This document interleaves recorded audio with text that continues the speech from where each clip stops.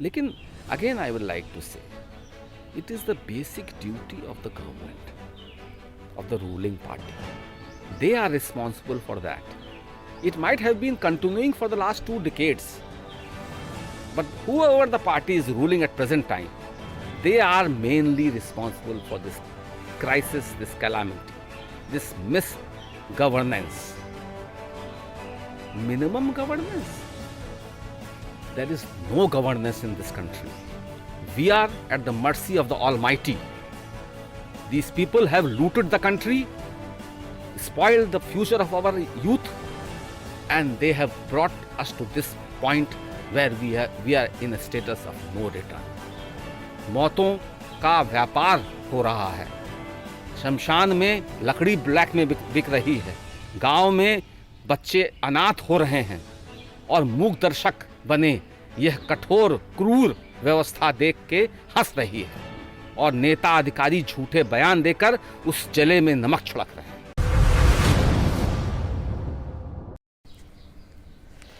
नमस्कार, मैं अंकुर बाजपेयी और आप देख रहे हैं द जर्नलिस्ट न्यूज़।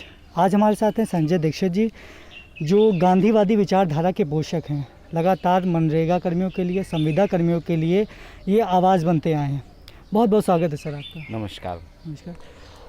मेरा पहला सवाल ये है कि लगातार ऑक्सीजन, बेड, दवाइयों की किल्लत हो रही है और योगी सरकार लगातार इन सब सवालों को खारिज कर रही है कि ऐसी कोई दिक्कतें नहीं हैं। क्या लगता है कि योगी सरकार जो कोरोना के खिलाफ जो लड़ाई कर रही है, ये कितनी संतोषजनक है? देखिए, एक बात मैं बता दूं, मैं तो यहाँ तक कहूँगा, अगर ये जो सरकारी बयान आ रहे हैं, आज से 8 दिन पहले अपर मुख्य सचिव का बयान आया कि 16 करोड़ से ज़्यादा आबादी को सरकारी टीम ने उसके निवास पे भ्रमण करके उनका सर्वे कर चुके हैं। अर्थात हर 80% आबादी का सर्वे हो चुका है और 5% आबादी का भी सर्वे नहीं हुआ। आज सुबह अगर आपने देखा हो तो अपर मुख्य सचिव पंचायती राज का बयान है कि पूरे प्रदेश के 1,10,000 राजस्व गाँव में 82,000 सफाई कर्मी स्वच्छता और सैनिटेशन का काम जोरों से कर रहे हैं। इन बयानों से और कुढ़न एक कुंठा पैदा होती है जनमानस में, क्योंकि यह हकीकत से दूर है। आज योगी आदित्यनाथ जो मुख्यमंत्री हैं हमारे प्रदेश के, वह केवल सूचनाएं अपने चुनिंदा विश्वास पात्र अधिकारियों के माध्यम से पा रहे हैं, जो पूरी तरह उनको गफलत में, धोखे में रखे हुए हैं। हकीकत है, यह दुर्व्यवस्था पूरी अफसरशाही ने फैलाई है। यह प्रथम रूप से पूरे सिस्टम का एक कोलैप्स है। लोकतंत्र में यद्यपि जो सर्वाधिकार है वो राजनीतिक चुने हुए व्यक्तियों का होता है, दोष मुखिया का है जो राजनीतिक होता है, लेकिन अगर ईमानदारी से देखें तो पिछले 3 दशक में इस देश को, इस प्रदेश को अफसरशाही ने ऐसा जकड़ रखा है कि चुने हुए प्रतिनिधि उसके हाथ के कठपुतली बने हुए हैं। आज वही सारा दृश्य एक चरम सीमा पे सामने आ गया है। आप हालांकि अभी हाई कोर्ट ने 28 अप्रैल 2021 को योगी सरकार से कहती है कि 14 दिन का लॉकडाउन कर दिया जाए, लेकिन जो योगी सरकार है वो हाई कोर्ट की बात ना मानते हुए सुप्रीम कोर्ट में याचिका दायर कर देती है कि लॉकडाउन ना लगाया जाए। क्या हाई कोर्ट की ये बात को खारिज करना अब वहीं देखा जा रहा है कि अब वही पहले 3 दिन का लॉकडाउन, फिर बढ़ गया 6 तारीख तक बढ़ा, अब 10 तारीख तक लॉकडाउन है? क्या उस समय अगर ये बात मान लेते हाई कोर्ट की, तो ये जो आंकड़े आप देखने को मिल रहे हैं, ये कहीं ना कहीं कुछ कम होते हैं? देखिए, आप पिछले वर्ष जाइए जी, जब यह महामारी शुरू हुई थी, तो रातों रात 8 बजे अचानक इस देश में लॉकडाउन लगा दिया गया। इस बात का ध्यान नहीं रखा गया कि जो 17 करोड़ प्रवासी मजदूर है उसमें दहशत पैदा होगी, वो कैसे घर वापस आएगा। अचानक अफरा तफरी में देश में सैकड़ों मजदूर, हजारों परिवार पैदल चल पड़े थे। तब आपने लॉकडाउन जब समय दे के जनता को बताया जाता है कि आप लोग तैयार रहिए, अपनी व्यवस्था कीजिए, लॉकडाउन होना चाहिए, तो लॉकडाउन से के सिलसिले में तो इस प्रदेश और देश ने दुर्भाग्यवश सदैव गलत निर्णय लिया। आज जब लॉकडाउन की आवश्यकता थी, आज जब पंचायत चुनाव न कराने की आवश्यकता थी, आज जब पूरा विश्व जानता था दूसरे चरण के बारे में, यूरोप में अक्टूबर, नवंबर, दिसंबर में कंप्लीट लॉकडाउन था। जब तक जनमानस को वैक्सीनेशन नहीं हो गया, लॉकडाउन नहीं रोका गया, खोला गया। तो संक्रमण फैलने का एक बड़ा एक सटीक उपाय है लॉकडाउन, लेकिन अफरा तफरी में नहीं। आज वही लॉकडाउन आप तब कर रहे हो जब महामारी चारों तरफ फैल गई है, जब आपको सलाह दी गई तब आप अपनी हेकड़ी में रहे, जिसकी कीमत इस प्रदेश की जनता को चुकानी पड़ी। लॉकडाउन को ये अब बता रहे हैं कि साहब वो काम नहीं करेगा तो गरीब खाएगा क्या गांव का। मैं आपको बता दूं, गांव में कोई भी भूख से मौत नहीं होगी। 10 दिन, 20 दिन, 1 महीना, 2 महीना, मानवता अभी भी जीवित है गांव में। आप राशन बांटे भी ना, तभी भी मौत नहीं होगी।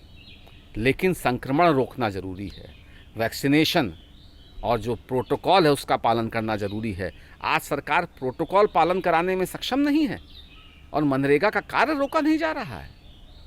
हाईकोर्ट ने स्पष्ट कहा था 15 दिन का लॉकडाउन, तब आप सुप्रीम कोर्ट चले गए।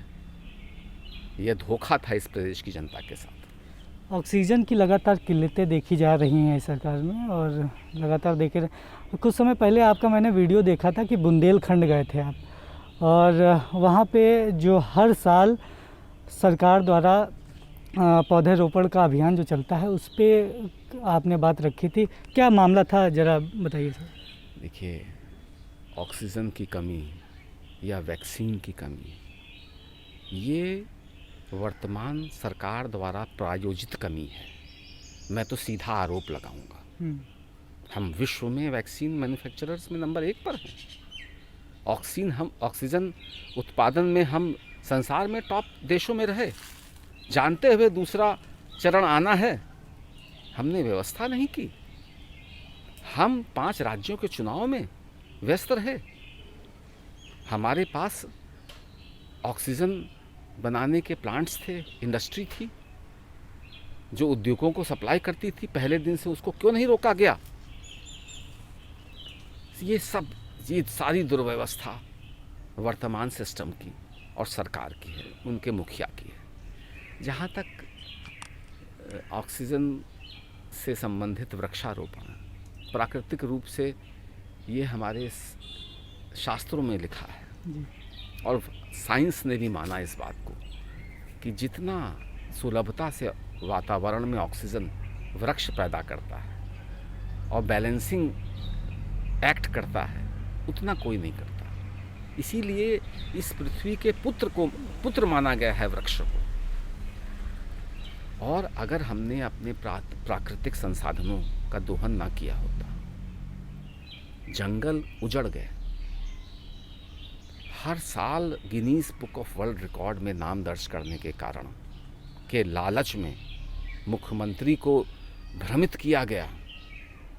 मैं बुंदेलखंड गया था, 1 करोड़ वृक्ष का दस्तावेज मेरे पास है जो 2012 में 4 वर्ष पुराना वृक्ष था। मैंने तो सीधा सा सवाल पूछा था, 2012 में अगर ये 4 साल का वृक्ष था तो आज तो कम से कम 9-10 साल का वृक्ष होगा। अगर नहीं है और कटा है वो वृक्ष जंगल से तो रेवेन्यू में दर्ज होगा। लेकिन जंगल में वृक्ष ही नहीं, झाड़ झंकार। हमने फर्जी कागज पे जंगल पैदा किए। बुंदेलखंड में जितने वृक्ष दिखाए जा रहे हैं वन विभाग द्वारा, अगर उसका 1/10वां हिस्सा भी आज होगा तो पूरा बुंदेलखंड हरा भरा जंगल होगा। वहाँ वन्य जीवों का भरमार होगी।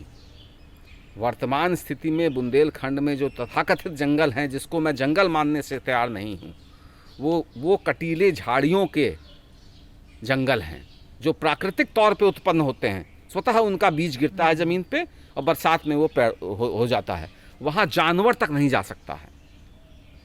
जंगल मानव को और पशु पक्षियों को जीविका देता है। वृक्ष वाटर लेवल को ऊपर खींचता है। वर्षा उस क्षेत्र में सदैव ज़्यादा होती है जहाँ वृक्ष होते हैं।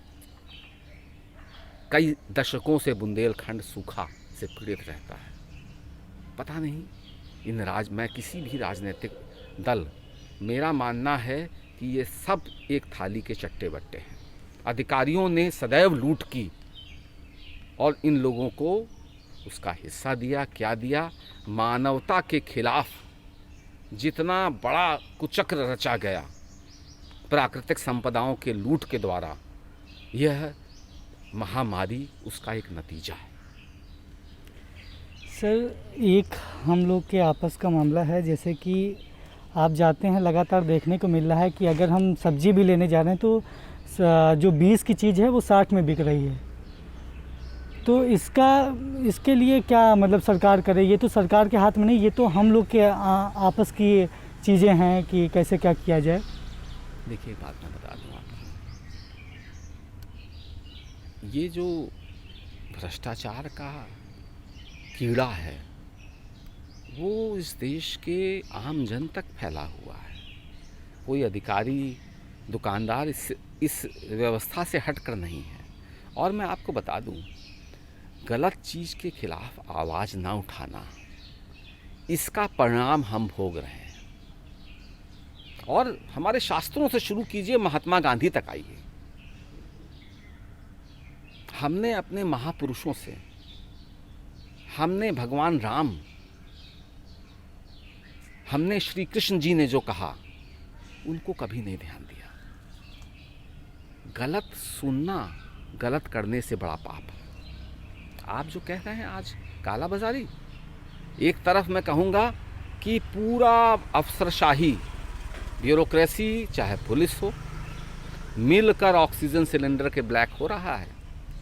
वो जो दवाई है, इंजेक्शन, जो 1 लाख रुपए का बिक रहा है, 40,000 रुपये का ऑक्सीजन सिलेंडर। गांव में पैरासीटामॉल नहीं मिल रहा है, विटामिन सी नहीं मिल रही है। और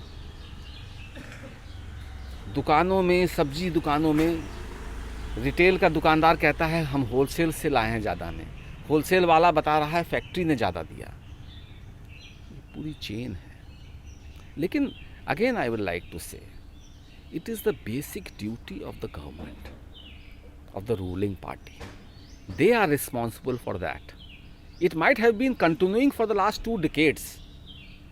But whoever the party is ruling at present time, they are mainly responsible for this crisis, this calamity, this misgovernance. Minimum governance. There is no governance in this country. We are at the mercy of the Almighty. These people have looted the country, spoiled the future of our youth, and they have brought us to this point where we are in a status of no return. मौतों का व्यापार हो रहा है। शमशान में लकड़ी black में बिक रही है। गांव में बच्चे अनाथ हो रहे हैं और मूक दर्शक बने यह कठोर क्रूर व्यवस्था देख के हंस रही है। और नेता अधिकारी झूठे बयान देकर उस जले में नमक छिड़क रहे हैं। बहुत बहुत शुक्रिया। हमारे साथ से संजय दीक्षित जी। संजय दीक्षित ने एक खास बात कही कि लगातार भ्रष्टाचारियों के खिलाफ आप अगर सवाल नहीं उठाते हैं तो भ्रष्टाचार और अधिक बढ़ जाएगा। तो कहीं ना कहीं सवाल करते रहिए। और सभी से निवेदन है कि आप लोग घर ही में रहें, अगर कोई ज़रूरत काम हो तभी आप घर से बाहर निकलें और मास्क का प्रयोग ज़रूर करें। बहुत बहुत धन्यवाद। और लास्ट में द जर्नलिस्ट न्यूज़ की पत्रकारिता को सपोर्ट करें, हमारे चैनल को लाइक सब्सक्राइब ज़रूर करें। बहुत बहुत धन्यवाद, बहुत बहुत शुक्रिया।